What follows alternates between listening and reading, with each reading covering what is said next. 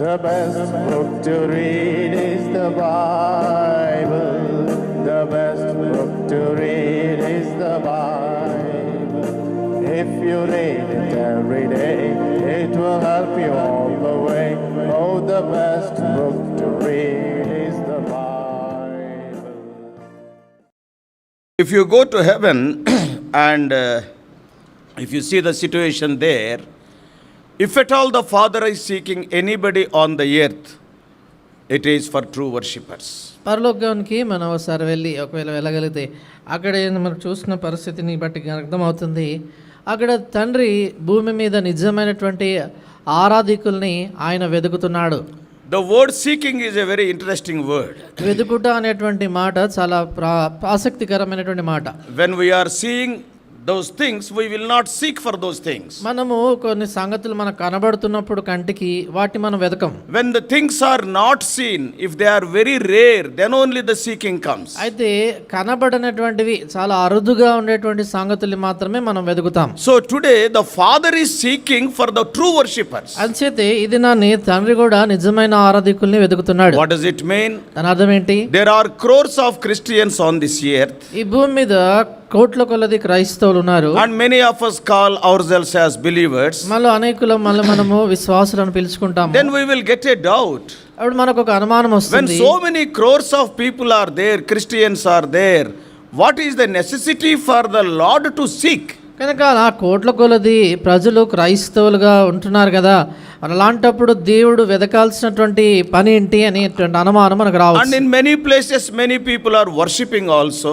అంతే కదా, అనేక స్థలాల్లో చాలా మంది ఆరాధన కూడా చేస్తా ఉన్నారు. So when we read carefully these words, కనుక ఈ యొక్క వచనాన్ని చాలా జాగ్రత్తగా మనం చదివితే the Lord is not contradicting that many Christians are there. కనుక ప్రభు అక్కడ చాలా మంది క్రైస్తవులు ఉన్నారు అనేటువంటి మాటను ఆయన వ్యతిరేకించట్లేదు. And he is not contradicting that many are worshipping. అంతేకాదు చాలా మంది ఆరాధిస్తున్నారనే మాటను కూడా ఆయన వ్యతిరేకించట్లేదు. But what he is seeking?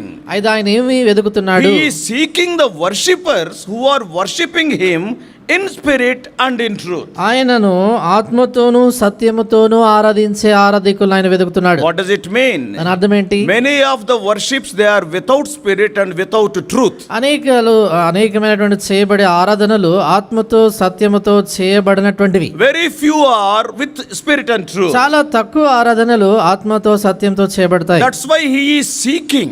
అందుచేతే ఆయన వెతుకుతున్నాడు. He is seeking for those worshippers actually who are worshipping in spirit and in truth. కనుక ఆయన అలాంటి ఆరాధికులను అంటే ఈ ఆత్మతో సత్యముతో ఆరాధించేటువంటి ఆరాధికుల కొరకే ఆయన వెతుకుతున్నాడు. They are very rare. వారు చాలా అరుదైనటువంటి. That's why you and I must be in the group of those people who are worshipping the Lord truthfully and also in spirit. అంచేతే నేను కూడా ప్రభుని ఆత్మతోను సత్యముతోను ఆరాధించేటువంటి ఆ యొక్క సమూహంలో మనం ఉండాలి. You have accepted Lord Jesus Christ. Okay, you became a Christian. That's well and good. యేసుక్రీస్తు ప్రభువుని అంగీకరించావు, క్రైస్తవుడిగా అయ్యావు, చాలా మంచిది. Now and then you are worshipping the Lord. That is also good. అప్పుడప్పుడు ఆరాధన చేస్తున్నావు, అది కూడా మంచిదే. But this particular verse is a self-searching verse. ఇది ఈ ప్రత్యేకమైన వచనము మనము పరీక్షించుకోవాల్సినటువంటి వచనం. I am worshipping the Lord, but am I worshipping truthfully? నేను ప్రభువుని ఆరాధిస్తున్నాను కానీ యథార్థంగా అంటే సత్యముతో ఆరాధిస్తున్నానా? Can God see truth in my worship? నా ఆరాధనలో దేవుడు సత్యాన్ని చూడగలుగుతున్నాడా? Is it the spirit originated worship? ఈ ఆరాధన ఆత్మలో నుండి ఉబికేటువంటి ఆరాధననేనా? The Lord is not that much bothered about the preachers. కనుక దేవుడు బోధకుల విషయం అంతా పట్టించుకోవట్లేదు. He is not seeking the preachers. ఆయన బోధకుల్ని వెతకట్లేదు. He is not seeking that group of people or this group of people. ఆయన ఆ గుంపని ఈ ఫలానా గుంపని ప్రజలు ఆయన వెతకట్లేదు. But he is seeking the true worshippers. అయితే ఆయన నిజమైనటువంటి ఆరాధికుల్ని వెతుకుతున్నాడు. If you are a true worshipper worshiping in spirit and in truth, the eyes of the Lord are on you. నీవు నిజమైన ఆరాధికుడుగా ఆత్మతో సత్యముతో ఆరాధించేటువంటి వాడు అయితే దేవుని యొక్క కనులు నీ మీదే ఉన్నాయి. Why God is giving so much importance to worship? ఎందుకని దేవుడు ఆరాధనకి ఇంత ప్రాముఖ్యతనిస్తున్నాడు? See, worship, as you and I know, many times we have heard, It is the eternal ministry. కనుక చాలాసార్లు మనము విన్నాము, మనం ఎరుగుదుము, ఆరాధన నిత్యమైనటువంటి పరిచర్య. Today, as born again people, we are having so many ministries. ఈ దినాల్లో మనం తిరిగి జన్మించినటువంటి ప్రజలుగా అనేకమైన పరిచర్యలు కలిగి ఉంటాం. Sharing the word of God, దేవుని వాక్యం పంచుకోవటం, singing songs, పాటలు పాడటం, based on the talents given by God, utilizing those talents for the glory of God. దేవుడు అనుగ్రహించినటువంటి కృపావరాలను కొలది వాటిని దేవుని మహిమార్థమై మనం వాడుకుంటా So ఉంటాం. there are so many ministries you and I can do as a born again child of God. కనుక తిరిగి జన్మించినటువంటి దేవుని బిడ్డగా అనేకమైనటువంటి పరిచర్యలు చేయడానికి కొరకే ఉన్నాయి. But we all know all these ministries will come to an end the moment when we close our eyes on the earth. అయితే మనం ఎరుగుదుము, ఈ పరిచర్యలన్నీ కూడా ఈ భూమి మీద మనం ఒకసారి కన్ను మూసామంటే ఈ పరిచర్యలన్నీ కూడా ముగించబడతాయి. In heaven there are no messages. పరలోకములో వర్తమానాలు లేవు. There is no evangelism because all born again people are there. పరలోకములో సువార్త అనేది ఉండదు, ఎందుకంటే అక్కడ అందరూ తిరిగి జన్మించిన వాళ్ళు There are ఉంటారు. no prayers also because whatever you want you will get there. అక్కడ ప్రార్థనలు కూడా ఉండవు, ఎందుకంటే నీకు కావాల్సినవన్నీ అక్కడ ఉంటాయి. Earthly prayers they will go to heaven, but there are no prayers in heaven. చూడండి, భూమి మీద చేయబడినటువంటి ప్రార్థనలు పరలోకానికి వెళ్తాయి, కానీ పరలోకంలో మాత్రము ప్రార్థనలు To చేయబడవు. the best of my knowledge, the only prayer in heaven is the Lord Jesus Christ's intercession today on your behalf and on my behalf. That is the only prayer. నాకు తెలిసినంత మట్టుకు కూడా పరలోకంలో చేయబడుతున్నటువంటి ఒకే ఒక ప్రార్థన ఏంటంటే నీ పక్షాన నా పక్షాన ప్రభువైన యేసుక్రీస్తు వారు చేస్తున్నటువంటి జ్ఞాపన ప్రార్థన. That's why very lovingly we will tell to our Catholic friends. అంచేతే మన కేథలిక్ స్నేహితులతో ఎంతో ప్రేమపూర్వకంగా చెప్తుంటాం. They will be praying to some of the saints who have already left this world. వాళ్ళు ఇప్పటికీ ఈ భూమిని విడిచి వెళ్ళిపోయినటువంటి కొందరు పరిశుద్ధులు అనేటువంటి వాళ్ళకి ప్రార్థన చేస్తుంటారు. Saint Jude, Saint Peter, like that. అంటే పరిశుద్ధుడైనటువంటి యూదా అని, పరిశుద్ధుడైనటువంటి పేతురు Some అని, people they will pray to Saint Mary. కొందరు మరి పరిశుద్ధమైనటువంటి మరియా అని ప్రార్థన చేస్తుంటారు. So ఆమెకి very lovingly we tell to our Catholic friends. ఎంతో ప్రేమపూర్వకంగా ఈ కేథలిక్ స్నేహితులతో చెప్తుంటాము, In heaven those saints and Mary they are not praying, they are involved in worshiping the Lord. పరలోకములో ఆ పరిశుద్ధులైనటువంటి వారు మరియ కూడా వారు ప్రార్థనలు చేయట్లేదు, కానీ ప్రభుని ఆరాధించటములో They వారు are లీనమై busy in ఉన్నారు. worship. ప్రార్థనలో వారు పని కలిగి ఉంటున్నారు. So though you pray to them there is no use. కనుక అలా వాళ్ళకి ప్రార్థన చేసినా కూడా ఉపయోగం ఉండదు. You can directly pray to God. మీరు నేరుగా దేవునికి ప్రార్థన So చేయొచ్చు. earthly prayers they will go to heaven, but there are no prayers in heaven. కనుక భూమి మీద చేయబడినటువంటి ప్రార్థనలు పరలోకానికి వెళ్తాయి, కానీ పరలోకంలో మాత్రము ప్రార్థనలు చేయబడవు. And we all know worship means it is giving to God. కనుక మనం అందరం ఎరుగుదుము,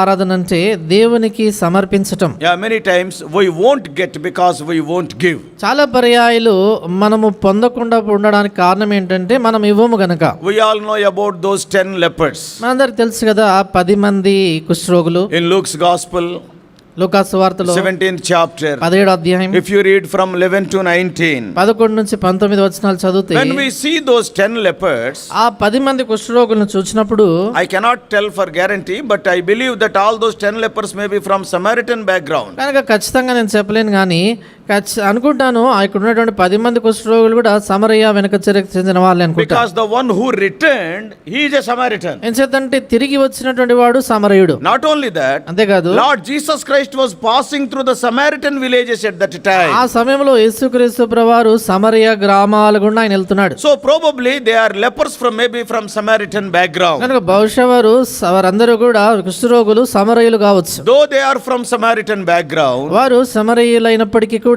they are having some exceptional qualities. వారిలో కొన్ని ప్రత్యేకమైనటువంటి గుణాలు ఉన్నాయి. What are they? అవేంటి? They are prayerful, praying people. వారు ప్రార్థనా పరులుగా They ఉన్నటువంటి are వారు. praying. వారు ప్రార్థిస్తున్నారు. They are praying to the right person, that is Lord Jesus Christ. వారు సరైనటువంటి వ్యక్తి కంటే యేసుక్రీస్తు ప్రభువారికి ప్రార్థన చేస్తున్నారు. Many times we pray to the wrong people. చాలా సార్లు మనం ప్రార్థన చేస్తాం, కానీ తప్పుడు వ్యక్తులతో వెళ్ళి ప్రార్థన చేస్తాం. The rich man in hell, he is praying, he is telling, "Oh Father Abraham, have mercy."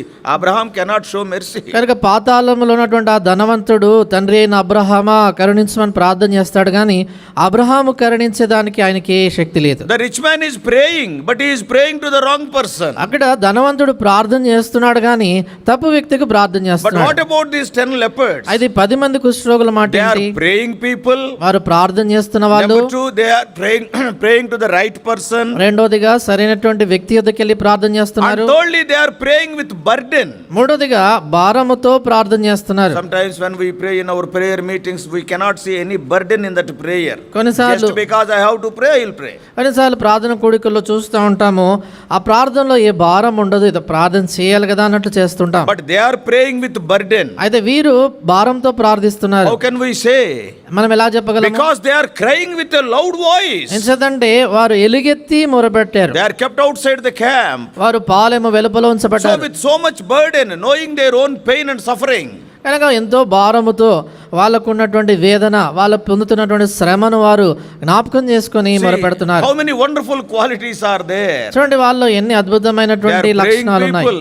ప్రార్థన They చేసేవారు. are praying to the right person whom to pray, they know well. కనుక ఎవరి దగ్గరికి వెళ్ళి ప్రార్థన చేయాలో తెలుసు కనుక ఆయన దగ్గరికి వెళ్ళి And ప్రార్థిస్తున్నారు. their prayer is with burden. తర్వాత భారముతో వారు ప్రార్థన Not చేస్తున్నారు. only that, అంతేకాదు, they are showing exceptional obedience. వారి జీవితంలో అసమానమైన విధానంలో విధేయతను కనపరిచారు. They must have expected బహుశా వారు అనుకుంటూ the ఉండొచ్చు, Lord must, he may say some word or he may touch them. ప్రభు ఏదైనా మాట పలుకుతాడో లేక చేయితో వారు ముట్టుకుంటాడో Then అని. we will become healed. అప్పుడు మేము స్వస్థత నొందుతామని. But what the Lord said, అయితే ప్రభు ఏమన్నాడు? you go and show yourself to the priest మీరు వెళ్ళి మిమ్మల్ని మీరు యాజకులకు కనుపరుచుకోమంటాడు. without any question. చూడండి, ఇక్కడ ఏ అనుమానం లేకుండా, Without any question, they started going to the priest. వారు ఏ ప్రశ్న వేయకుండా యాజకుల యొద్దకు వెళ్ళారు. Obedient people. విధేయులైన ప్రజలు. Not only that. అంతేకాదు, See, if you see in the case of Naaman, నయమాను విషయంలో మనం చూసినప్పుడు Elisha said, ఎలీషా అంటాడు, you go and have dip in the river Jordan. యొర్దాను నదిలో వెళ్ళి మునుగుమని చెప్తాడు. Though he is such a great man, immediately he has not obeyed. ఆయన అంత గొప్ప వ్యక్తి, ఆయన వెంటనే లోబడలేదు. Why should I go to Jordan? నేనెందుకు యొర్దానికి వెళ్ళాలా? Yeah, Jordan is around 35 to 40 kilometers from where Elisha was. కనుక ఎలీషా ఉన్నటువంటి స్థలము నుంచి యొర్దాను 35 నుండి 40 కిలోమీటర్లు దూరం. Why should I go there? నేను అక్కడికి ఎందుకు Are వెళ్ళాలి? there no rivers in my country? మా దేశంలో నదులు లేవా? Abana is there. అబానా ఉంది, Farfar is there. ఫర్ఫర్ ఉంది. So why can't I take a dip there? కనుక అక్కడికి వెళ్ళి నేను ఎందుకు మునగకూడదు? Immediately he has not obeyed. కనుక వెంటనే లోబడలేదు ఆయన. Of course, an intelligent servant was there. అక్కడ మనం చూస్తాం కదా, చాలా ఒక జ్ఞానం కలిగినటువంటి దాసుడు ఉన్నాడు. And he has given a suggestion. ఆయన సలహా చెప్పాడు. Then he obeyed. అప్పుడు ఈయన లోబడ్డాడు. But what about these lepers? అయితే ఈ 10 మంది కుష్ఠరోగుల సంగతి ఏంటి? Implicit obedience. వారు ఉన్న పాటున They లోబడ్డారు. never said even a single word. వారు కనీసం ఒక మాట పలకలేదు. And finally, చివరికి they are people of great faith. వారు గొప్ప విశ్వాసం కలిగిన ప్రజలు. Not an ordinary faith. సామాన్యమైన విశ్వాసం కాదు. Can a leper go to the temple or tabernacle? ఒక ఈ కుష్ఠరోగి ఒక పరిశుద్ధ మందిరంలోనికి అంటే గుడారంలోనికి, దేవుని ప్రత్యక్ష గుడారంలోకి వెళ్ళొచ్చా? What the Lord said? దేవుడు ఏం చెప్పాడు? Go to the temple ఆయన చెప్పాడు, మీరు ఆలయంకి వెళ్ళమన్నాడు. and show yourself to the priest. అక్కడికి వెళ్ళి యాజకులకు మిమ్మల్ని మీరు కనపరుచుకోమని చెప్పాడు. Can a leper who is an outcast, can he go to a priest? కనుక వెలివేయబడినటువంటి ఒక కుష్ఠరోగి యాజకుడి దగ్గరికి దేవాలయంలోకి వెళ్ళగలడా? He cannot. వెళ్ళలేడు. Not only that, అంతేకాదు, they are having double disqualification. వాళ్ళకి రెండంతలుగా వారు వెలివేయబడిన వారు అనర్హులు. They are not only lepers, they are Samaritans. వాళ్ళు కుష్ఠరోగులు మాత్రమే కాదు, సమరయులు కూడా. Can they go? అలాంటి వారు వెళ్ళగలరా? 100 questions may be there. 100 ప్రశ్నలు మనసులో ఉంటాయి. I am a Samaritan. నేను సమరయుణ్ణి, The Jews won't love me. యూదులు నన్ను How ప్రేమించరు. can I go to the priest? నేను యాజకుల దగ్గరికి ఎలాగెళ్ళను? Moreover, I am a leper. అంతేకాదు, నేను కుష్ఠరోగిని, How can I go? నేను ఎలాగెళ్తాను? No question. అలాంటి ప్రశ్నలు వేయలేదు. A simplicity, people of great faith. కనుక గొప్ప విశ్వాసం కలిగిన వారు వీరు. Oh, the Lord was so happy by seeing it. అది చూసినప్పుడు ప్రభు ఎంతో సంతోషపడ్డాడు.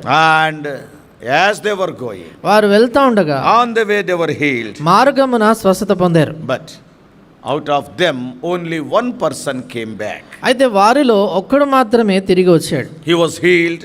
ఆయన స్వస్థత పొందాడు. And with the same loud voice, he came back thanking the Lord. కనుక అదే ఎలుగెత్తి ఆ స్వరముతో ప్రభునికి వందనాలు చెల్లించాడు. All the 9 people went away. మిగతా వాళ్ళంతా 9 మంది వెళ్ళిపోయారు. But what about this 10th person? అయితే 10వ వాడి సంగతి He is a ఏంటి? Samaritan. సమరయుడు. Yes, he came back with a loud voice. తిరిగి వచ్చినప్పుడు తాను బిగ్గరగా ఆయన ప్రభును With the ఆరాధించాడు. same loud voice, he prayed, with the same loud voice, he started worshipping the Lord. కనుక ఎలాగున ఎలుగెత్తి గొప్ప శబ్దముతో ప్రభుతో ప్రార్థన చేశాడో అలాంటి గొప్ప శబ్దముతోనే ప్రభుని ఆరాధించాడు కూడా. And then what has happened? తర్వాత ఏం జరిగింది? The Lord spoke to him. ప్రభు ఆయనతో మాట్లాడాడు. Oh, thy faith has made thee whole. నీ విశ్వాసము నిన్ను స్వస్థపరిచెను What అన్నాడు. does it mean? దాని అర్థం ఏంటి? The Lord is not speaking about the physical healing. He is speaking about the spiritual character faith. అక్కడ ప్రభు ఆ శరీర సంబంధమైనటువంటి స్వస్థతను గురించి మాట్లాడలేదు, కానీ ఆత్మ సంబంధమైనటువంటి స్వస్థత అంటే ఆయన గుణాన్ని గురించి లేక ఆ విశ్వాసాన్ని గురించి He మాట్లాడుతున్నాడు. could hear something about the spiritual things. కనుక ఆత్మ సంబంధమైనటువంటి సంగతుల గురించి ఆయన వినగలుగుతున్నాడు. So what is the difference between those 9 people and this 10th one? కనుక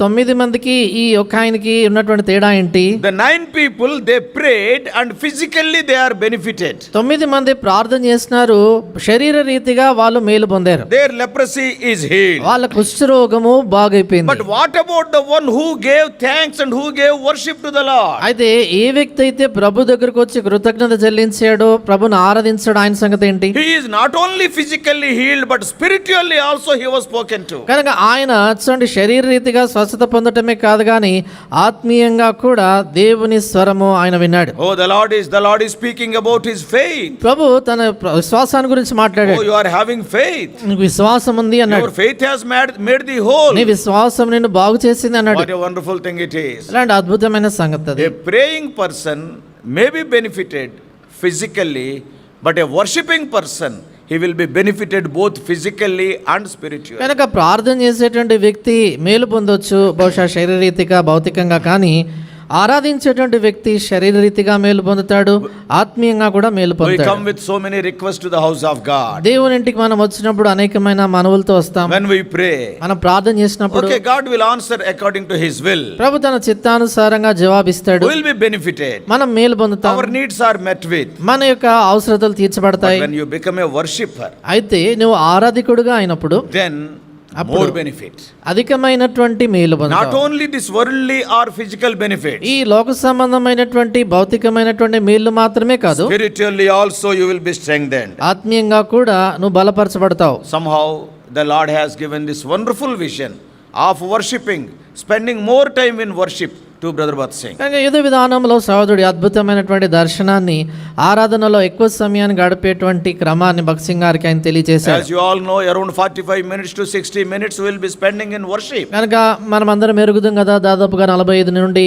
నిమిషాల నుండి గంట సేపు మనం ఆరాధనలో గడుపుతాం. In some of the places the whole service itself is 1 hour. కనుక కొన్ని స్థలాల్లో చూసినప్పుడు వాళ్ళ ఆరాధన కార్యక్రమం అంతా చూస్తే గంట మాత్రమే. Singing and message and everything. వాళ్ళ పాటలు వర్తమానము అంతా గంటలో I అయిపోతుంది. am not criticizing them, నేను వాళ్ళని విమర్శించట్లేదు, but something we are better benefited people. అయితే చెప్పేది ఏంటంటే మనము కొంత ఎక్కువైనటువంటి మేలు పొందిన వాళ్ళమే. The Lord has given this particular understanding to our dear brother. మన ప్రియ సహోదరుడికి దేవుడు ఈ ప్రత్యేకమైనటువంటి గ్రహింపు ఇచ్చాడు. That's why we will be spending more time in worshiping the Lord. అందుచేతే ప్రభుని ఆరాధించటంలో మనం ఎక్కువైన సమయం గడుపుతాం. The secret of getting is giving.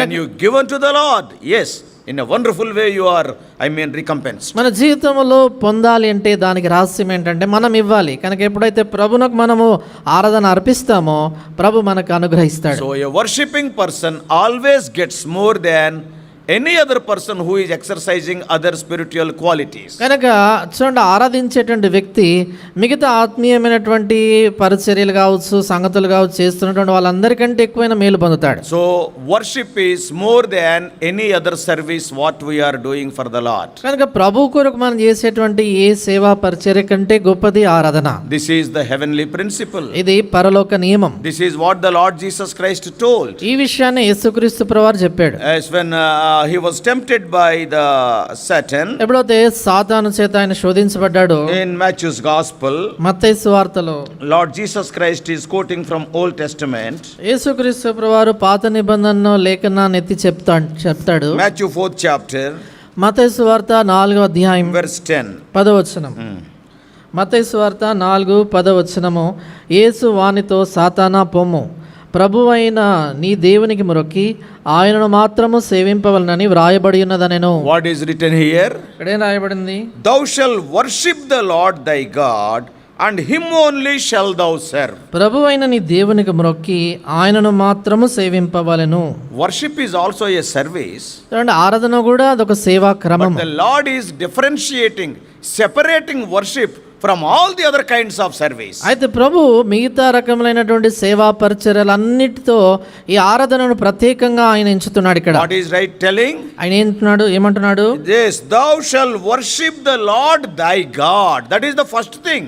ప్రభు అయిన నీ దేవునికి మొక్కి లేక ఆరాధించేది మొదటి సంగతి. And then serving comes secondary. తర్వాత సేవించుట అనేది తర్వాత వస్తుంది. So when we see carefully the sequence here, కనుక చాలా జాగ్రత్తగా ఇక్కడ ఉన్నటువంటి క్రమ వరుస మనం చూస్తే, though worship is also one of the spiritual exercise or service, కానీ ఆరాధన కూడా అదొక సేవా క్రమములో అది ఒక సేవ అయినప్పటికీ కూడా, but the Lord is not clubbing worship with other ministries. అయితే ప్రభువు అక్కడ చూసినప్పుడు మిగతా సేవా పరిచర్యలన్నిటితో ఆరాధన ఆయన It కలపట్లేదు. is something different from the other ministries. మిగతా సేవా పరిచర్యలన్నిటికంటే ఇది ప్రత్యేకమైనటువంటిది, Thou వేరైనది. shall worship the Lord and then serve the Lord. ప్రభు అయిన నీ దేవుణ్ణి మ్రొక్కి తర్వాత ఆయన మాత్రం సేవింపవలెను. Other service is like some gifts.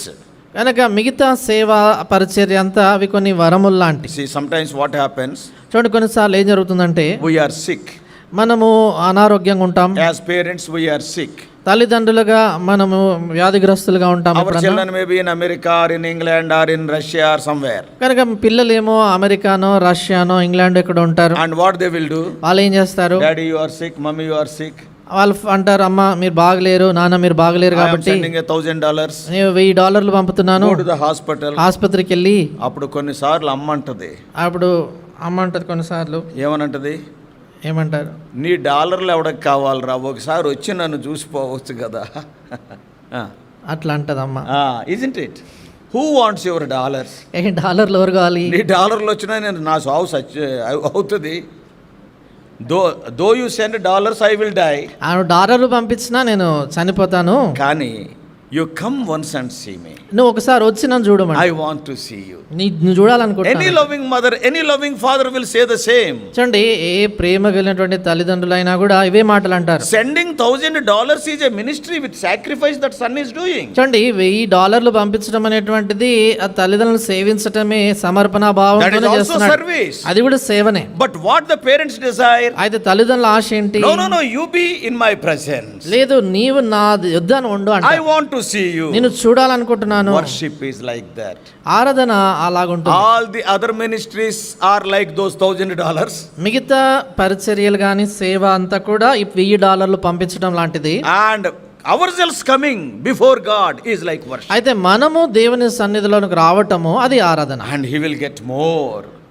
అప్పుడు ఆయన అధికమైనటువంటిది He సంగతి. will be talking to the mother or he will be talking to God. అప్పుడు తల్లితో తాను మాట్లాడతాడు, అట్లా దేవునితో మనం మాట్లాడతాం. So the Lord Jesus Christ also, while talking to the tempter, he is telling, worship is the first thing, then the service. కనుక యేసుక్రీస్తు ప్రభువారు కూడా శోధకుడితో మాట్లాడుతున్నప్పుడు అంటాడు కదా, ఆరాధన మొదటిది, దాని తర్వాత మిగతా సేవా పరిచర్యలు. So we have seen that a worshipper will get more than any other believer. కనుక మనం చూసాం కదా, ఆరాధికుడు మిగతా విశ్వాసి కంటే ఎక్కువైనటువంటి మేలు పొందుతాడని. And secondly, we have seen that worship when compared to other ministries, it is a very the ministry of a higher degree. తర్వాత రెండోదిగా మనం చూసాం ఏంటంటే, మిగతా పరిచర్యలు సేవలతో పోలిస్తే ఆరాధన ఉన్నతమైందని. Not only that, అంతేకాదు, it is the heavenly principle. అది పరలోక నియమం. We all know about Isaiah 6th chapter. యెషయా గ్రంథం 6వ అధ్యాయం మనందరికి తెలుసు. There the seraphims are worshipping the Lord. అక్కడ సెరాఫులు కెరూబులు ప్రభుని ఆరాధిస్తున్నారు. I am not showing the verses because you are all well versed with those verses. ఈ వచనాలన్నీ మీకు బాగా తెలుసు గనక నేను వచనాలు చూపించట్లేదు ఇవి. And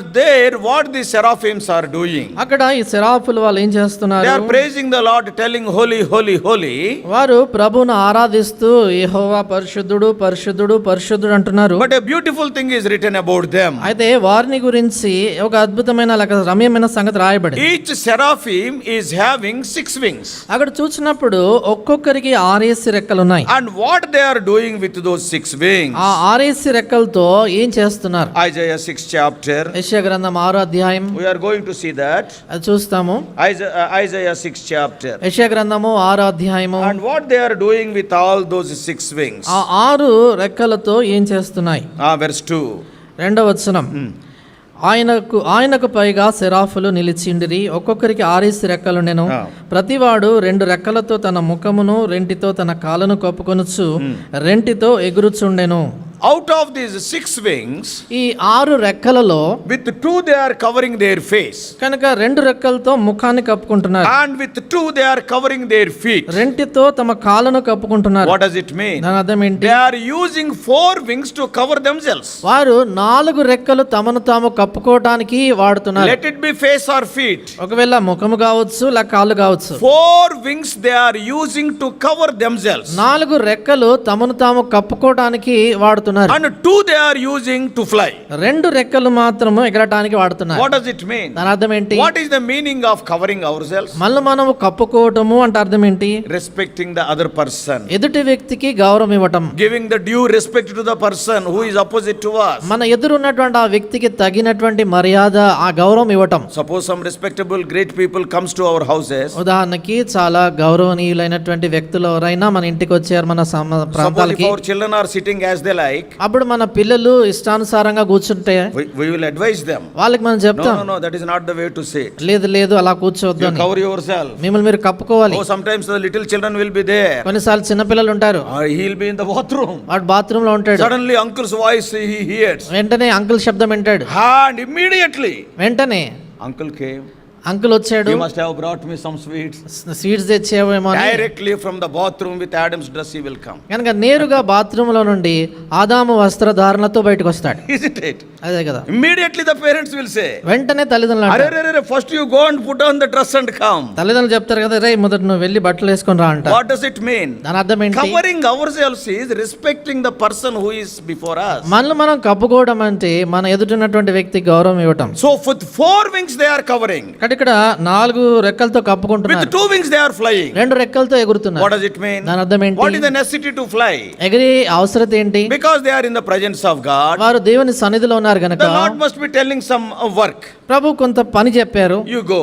మీరు వెళ్ళండి, You do it. ఆ పని So చేయండి. they are using 2 wings for the service, other service. కనుక ఆ 2 రెక్కలు మిగతా పని లేక పరిచర్య చేసేదానికి వాడారు. So from this we can understand. దీన్ని బట్టి మనకు అర్థమవుతుంది, 4 wings to worship the Lord, to respect the Lord, and 2 wings to serve the Lord. కనుక 4 రెక్కలు ప్రభుకు ఘనత ఇవ్వడానికి కొరకై ఆరాధించేదానికి వాడుతున్నారు, 2 రెక్కలు మాత్రం ప్రభును సేవించేదానికి వాడుతున్నారు. That is more worship and other service is only 33%. కనుక ఆరాధన శాతం ఎక్కువ, మిగతా సేవ చూచినప్పుడు 33% మాత్రమే. That is the principle of heaven. అది పరలోక నియమం. Sinless angels are covering themselves. చూడండి, పాపరహితమైనటువంటి దూతలే తాము కప్పుకుంటున్నారు. Oh, the people who are always standing in his presence, they are covering themselves. ఎల్లప్పుడూ- What about you and me?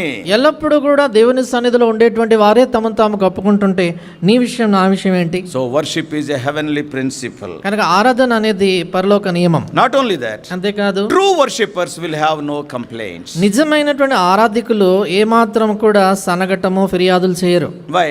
ఎందుకని? All the time they will be in the presence of God, looking unto God. ఎల్లప్పుడూ కూడా దేవుని సన్నిధిలో ఉంటారు, దేవుని చూస్తూ ఉంటారు. They look to the earth as the Lord is looking through the eyes of the Lord. కనుక వారు భూమి మీద చూసినప్పుడు దేవుని కనులతో అదే దృక్పథముతో భూమిని చూస్తారు. For example, ఉదాహరణకి if you see Isaiah 6 chapter only, యెషయా గ్రంథం 6వ అధ్యాయాన్ని చూసినప్పుడు why Isaiah went to the temple? ఎందుకని యెషయా దేవాలయానికి In వెళ్ళాడు? the very first verse it is written, మొదటి వచనంలోనే రాయబడింది, in the year King Uzziah died. రాజైన ఉజ్జియా మృతి నొందిన సంవత్సరమున. Uzziah was a great and a good king. Uzziah ఆయన గొప్ప రాజు, మంచి రాజు. Almost 52 years, very long, he reigned the land of Judah. దాదాపుగా 52 సంవత్సరాల దీర్ఘకాలము యూదా దేశాన్ని పాలించాడు. I think he is the second longest king who ruled Judah. నేను అనుకుంటాను యూదా దేశాన్ని పరిపాలించినటువంటి వారిలో దీర్ఘకాలము మరి ఏలిన వాడు రెండోవాడు. The first is Manasseh, 55 years. మొదటివాడు 55 సంవత్సరాలు పరిపాలించాడు మనిషి. He is a wicked king. తాను దుష్టుడైన But Raju. Uzziah is comparatively a good king only. అయితే ఉజ్జియా పోల్చి చూస్తే కొంత మట్టుకు మంచి రాజుల్లోనే ఉన్నాడు. 52 years. 52 సంవత్సరాలు And he reigned the kingdom of Judah. యూదా రాజ్యంపై పరిపాలన చేశాడు. And one day he died. ఓ దినాన ఆయన చనిపోయాడు. And as a prophet, ఆయనకు ఒక ప్రవక్తగా Isaiah is also from the royal family. యెషయా కూడా రాజవంశానికి చెందినవాడే. And so he was having so much burden. అంచేత ఎంతో భారం కలిగి ఉన్నాడు ఆయన. Now what will happen? ఇప్పుడు ఏం జరుగుతుందో, What is going to happen? ఏం జరుగుతుందో, A good king died. ఓ మంచి రాజు చనిపోయాడే, If God asked me to do something, what I have to do? దేవుడు ఏదైనా చేయమని అడిగితే నేనేం చేయాలి? So with so much burden he has gone to the house of God. ఆయనకి ఎంతో భారము హృదయం కలిగిన వాడు దేవుడి ఇంటికి వెళ్ళాడు. There is a big problem on the earth on that day. అది నాన్న భూమి మీద గొప్ప సమస్య ఏర్పడింది. So because the king died, ఎందుకంటే రాజు who చనిపోయాడు, will be the next person? తర్వాత వ్యక్తి ఎవరవుతారు? Will he be a good king or ఆ not? వ్యక్తి మంచి రాజుగా ఉంటాడా As a కదా? prophet he was having burden. As a person from the king's family, Isaiah was having double burden. కనుక ఒక ప్రవక్తగా ఆయన భారం కలిగి ఉన్నాడు. అంతేకాదు రాజవంశానికి చెందినటువంటి వాడుగా రెండంతల భారము హృదయంలో ఉంది. But after going to the house of God, అయితే దేవుని ఇంటికి వెళ్ళిన తర్వాత, oh when he was transported to the presence of God, ఎప్పుడైతే దైవ సన్నిధిలోనికి ఆయన ఎత్తబడ్డాడో, oh when he saw these seraphims worshipping the Lord, ఎప్పుడైతే సరాఫులు ప్రభుని ఆరాధించడం చూశాడో, how they are worshipping. ఎలాగ వాళ్ళు Though there ఆరాధిస్తున్నారు. are so many problems on the earth, భూమి మీద అనేకమైన సమస్యలు ఉన్నా కూడా so what they are worshipping? వారు ఏమని ఆరాధిస్తున్నారు? 6:3. 6:3 Holy, holy, holy is the Lord of hosts. The whole earth is full of his glory. వారు సైన్యం 6:3 యెషయా గ్రంథం, వారు సైన్యములకు అధిపతి యెహోవా పరిశుద్ధుడు పరిశుద్ధుడు పరిశుద్ధుడు, సర్వలోకము ఆయన మహిమతో నిండి ఉన్నదని గొప్ప స్వరముతో గాన ప్రతి గానములు చేయుచుండిరి. యాక్చువల్లీ సర్వలోకము ప్రాబ్లమ్స్ తో నిండుందని చెప్పేసి యెషయా వెళ్ళాడు. నిజానికి యెషయా వెళ్ళింది ఏంటంటే సర్వలోకం సమస్యలతో నిండి ఉందని. బట్ వాట్ ఐజయా సా? అయితే యెషయా ఏం చూశాడు? He heard the voice. స్వరం విన్నాడు. The whole earth is filled with his glory. సర్వలోకము ఆయన మహిమతో నిండి ఉన్నది. What he is seeing? ఏం చూస్తున్నాడు ఆయన? God is seeing his glory in the midst of human problems. కనుక దేవుడు మానవ సమస్యల మధ్యలో ఆయన మహిమను చూస్తున్నాడు. And now Isaiah is transported to the presence of God. ఇప్పుడేమో ఈ యెషయా ఎత్తబడి దైవ సన్నిధిలో With తీసుకోబడ్డాడు. all his problems he has gone there. తనకున్నటువంటి సకలమైనటువంటి సమస్యలతో పాటు అక్కడికి వెళ్ళాడు. But when he was in the presence of God, అయితే ఆయన దైవ సన్నిధిలో when ఉన్నప్పుడు, he was in the worship, ఎప్పుడైతే ఆరాధనలో ఉన్నాడో, and he is not seeing the problem, he is seeing the glory in that problem. ఆయన ఆ సమస్యను చూడట్లేదు కానీ ఆ సమస్య మధ్యలో దేవుని మహిమను చూశాడు. If you are going through a problem, నువ్వు ఏదైనా సమస్య గుండా వెళ్తా as an ఉంటే, earthly person you may be seeing the problem only. కనుక ఒక భూమిపై ఉండే మానవుడిగా ఆ సమస్యనే నువ్వు చూస్తా As a ఉంటావు. common man you will see the problem. ఒక సామాన్యమైన మనుషుడిగా ఆ సమస్యనే చూస్తావు. But if you are a worshipper, అయితే నువ్వు ఆరాధకుడు అవుతే, even in your problem you can see the glory of కనుక God. నీ సమస్య మధ్యలో కూడా నువ్వు దేవుని మహిమను చూస్తావు. God has given me this problem with a purpose. దేవుడు ఈ సమస్య నాకు ఒక ఉద్దేశంతో God ఇచ్చాడు. wants to manifest his glory through this problem. ఈ సమస్య ద్వారా దేవుడు తన మహిమను So you can ప్రత్యక్షపరచుకోబోతున్నాడు. see the glory of God. That is the greatness of a worshipper. కనుక దేవుని యొక్క మహిమను చూడగలుగుతావు. అది ఆరాధికుల్లో ఉన్న గొప్పతనం. So for a true worshipper, no complaints. In every problem he can see the glory of God. కనుక నిజమైనటువంటి ఆరాధకుడి విషయానికి వచ్చినప్పుడు సనగటము ఫిర్యాదులు చేయటం ఉండదు కానీ ప్రతి విషయంలో దైవ మహిమను తాను చూస్తాడు. So many problems we will be telling. చాలా సమస్యలు మనం చెప్తా Oh, ఉంటాం. sometimes our son is a problem, daughter is a problem, neighbor is a problem, so office is a problem. కొన్నిసార్లు మన కుమారుడితో సమస్య, కుమార్తె సమస్య, కొన్నిసార్లు పొరుగువారు సమస్య అవుతారు, కొన్నిసార్లు ఆఫీస్లో సమస్యలు. If you are a true child of God, ఇది నువ్వు నిజమైన దేవుని బిడ్డవు అయితే, and if you are a true worshipper, నువ్వు నిజమైన ఆరాధకుడు అయితే, you can see the glory of God in every problem. And when you see the glory, the problem will not be a problem. You will be praising God furthermore. కనుక ఆ సమస్యల మధ్యలో నువ్వు సమస్యను చూడవు కానీ దేవుని మహిమను చూస్తావు, అప్పుడు ఇంకా అధికంగా ప్రభును ఆరాధించడం మొదలు పెడతావు. So brothers and sisters, కనుక సోదరి సోదరులారా, worship is a wonderful ministry. ఆరాధన అద్భుతమైనటువంటి సేవ. This morning we have come to the house of God to worship the Lord. యుది కాలాన్ని ప్రభుని ఆరాధించడానికి కొరకే దేవుని ఇంటికి మనం వచ్చాం. Before we enter into a time of worship, మనం ఆరాధన చేసే సమయంలోకి వెళ్ళేదాని one more మునుపుగా thing I will tell and I will close. మరొక సంగతి చెప్పి ముగిస్తాను. Worship, your worship, undoubtedly it will affect other people, it will change other people. But whether it changes the other people or not, it will change you. కనుక నీవు చేసిన ఆరాధన నిశ్చయంగా వేరే వాళ్ళపై ప్రభావం చూపుతుంది, వారిలో మార్పు తీసుకొని వస్తుంది. అది ఒకవేళ వాళ్ళ ప్రభావం చూపినా, వాళ్ళు మార్చినా మార్చకపోయినా ఖచ్చితంగా నిన్ను మాత్రం మారుస్తుంది. Because in some of the testimonies we heard, we are saved because when other person is worshipping after hearing the worship. ఎందుచేతంటే కొన్ని సాక్ష్యాలు మనం వింటా ఉంటాం కదా, ఫలానా వ్యక్తి ఆరాధన చేస్తున్నప్పుడు ఆరాధన విని నేను రక్షణ పొందానని చెప్తుంటారు. So, but whether it affects the other person or not, అయితే మన ఆరాధన వేరే వ్యక్తిపై ప్రభావం చూపినా but it చూపకపోయినా will affect you. అయితే నీపై ప్రభావం It will చూపుతుంది, change you. అది నిన్ను మారుస్తుంది. Before he was lifted up to the worship, ఈయన ఆరాధన స్థలానికి ఎత్తబడే దానికి మునుపుగా what Isaiah was telling in 5th chapter, యెషయా ఏమంటాడు 5వ అధ్యాయంలో, Later you can read. తర్వాత మీరు చదువుకోవచ్చు. In Isaiah 5th chapter, యెషయా గ్రంథం 5వ అధ్యాయంలో verse 8, 8వ వచనం, verse 11, 11, verse 18, 18వ verse వచనం, 20, 20వ వచనం, 21, 21, 22. 22. Time and again Isaiah was telling, మరలా యెషయా చెప్తాడు, for him, woe unto him. వారికి శ్రమ, Woe unto him. ఆయనకి శ్రమ అంట. Woe unto the people who drink. కనుక మద్యము కలుపుటలో తెగువల వారికి శ్రమ. And who will, woe unto that person who increases his property. తన యొక్క మరి ఆస్తిని పెంచుకునేటువంటి వాడికి శ్రమ అంట. So woe unto him, woe unto him, woe unto him. ఆ రీతిగా వారికి శ్రమ అంటాడు. In 5th chapter. అయితే 5వ అధ్యాయంలో అంటాడు, కనపడ్డవాడికల్లా శ్రమే. కనబడ్డ వాళ్ళందరి గురించి శ్రమ అంటాడు. కనపడితే వాడికి వీడికి శ్రమ, వాడికి శ్రమ. కానీ ఎవరు కనబడ్డా వాడికి శ్రమ, ఈయనకి శ్రమ అంటాడు ఆయన. But when he was lifted up to the worship, ఎప్పుడైతే ఆరాధన వలయంలోకి you ఎత్తబడ్డాడో, know what he is telling? ఆయన ఏమంటాడు తెలుసా? He is not telling that woe unto him, woe unto him, but he is telling woe unto me. ఇక్కడ వారికి శ్రమ వీరికి శ్రమ అనట్లేదు, కానీ అయ్యో నాకు శ్రమ అంటాడు. Woe unto me. అయ్యో నాకు శ్రమ. Yeah, the worship led him to self-examination. ఆయన ఆరాధన తన స్వపరీక్ష చేసుకున్నట్లుగా చేసింది. I am a man having unclean lips. ఆయన అంటాడు, నేను అపవిత్రమైన పెదవులు I am గలవాడను. a person who is living in the midst of people having unclean lips. అపవిత్రమైన పెదవులు గల జనుల మధ్య నివసించువాడను Woe అంటాడు. unto me. అయ్యో నాకు శ్రమ. So before he entered into worship, కనుక ఆరాధనలోనికి ప్రవేశించే దానికి when he is మునుపుగా in the midst of other people, మిగతా ప్రజల మధ్యలో ఆయన ఉన్నప్పుడు always looking unto this man and this man and that man and that man, కనుక ఎప్పుడు కూడా ఆ వ్యక్తి ఈ వ్యక్తి వాళ్ళని వీళ్ళని చూడటమే. and he is comparing himself with them. ఆయన వాళ్ళతో తను పోల్చుకుంటున్నాడు. ఆయన కంటే నేను బెటరే, వారికంటే నేను మేలు, ఈయనకంటే నేను బెటరే. ఈయనకంటే నేను But మెరుగే. when he went to the lifted up to the presence of God, అయితే దైవ సన్నిధిలోనికి ఎప్పుడైతే ఆయన he is ఎత్తపడ్డాడో looking unto God. ఆయన దేవుని చూస్తున్నాడు. He is comparing himself with God. ఆయన తాను దేవునితో I am పోల్చుకుంటున్నాడు. not like him. నేను ఆయనలా లేను. As long as he is here, కనుక ఎంతకాలం అయితే ఇక్కడ క్రింద ఉన్నాడో, I am better than him, better than him. పలానా వ్యక్తి కంటే నేను మేలుగా మెరుగు, ఆయన కంటే So మెరుగు woe అనుకుంటాం. unto him, woe unto him. కనుక వారికి శ్రమ వీరికి శ్రమ But అన్నాడు. when he was lifted up, కనుక పైకి ఎత్తబడినప్పుడు, oh, when he was in worship, ఎప్పుడైతే ఆరాధనలో ఉన్నాడో he and God are there. అక్కడ దేవుడు He తానే is ఉన్నారు. looking unto God. దేవుని చూస్తున్నాడు. Woe unto me. అక్కడ అంటాడు, అయ్యో నాకు శ్రమ. And he was cleansed on that day. అది ఆయన కడగబడ్డాడు. His lips were touched by that coal, that fire from the. ఆ మండుచున్నటువంటి నిప్పు ఆయన పెదవులను తాకింది. He was cleansed. పవిత్రపరచబడ్డాడు. He was commissioned. ఆయన And he ఆజ్ఞాపించబడ్డాడు. was given the message. ఆయనకి వర్తమానం What ఇవ్వబడింది. a wonderful change. ఎలాంటి అద్భుతమైన మార్పు. So dear brothers and sisters, అంచేత ప్రియమైన సోదరి సోదరులారా, worship is a wonderful ministry. ఆరాధన అద్భుతమైనటువంటి సేవా Now ధర్మం. we will get more than any other believer.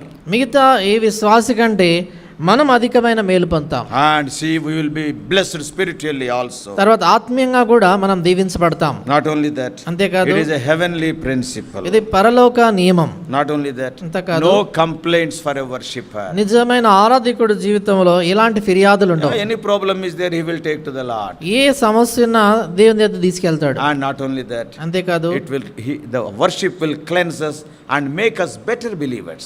ఆరాధన మనల్ని పవిత్రపరిచి మెరుగైనటువంటి విశ్వాసాలుగా చేస్తుంది. God will cleanse us. ప్రభు మనల్ని God పవిత్రపరుస్తాడు. will commission us. దేవుడు మనకు Oh, ఆజ్ఞిస్తాడు. we can be his witnesses. కనుక ఆయన సాక్షులుగా మనం You అవుతాం. can be better involved in his ministry. ఇంకా ఆయన పరిచర్యలో మెరుగైన విధానంలో పాల్పొందుతాం. So this morning hour, కనుక ఉదయ కాలం we have come to worship the Lord. ప్రభుని ఆరాధించడానికి వచ్చాం. You and I know what the Lord has done in your life and my life.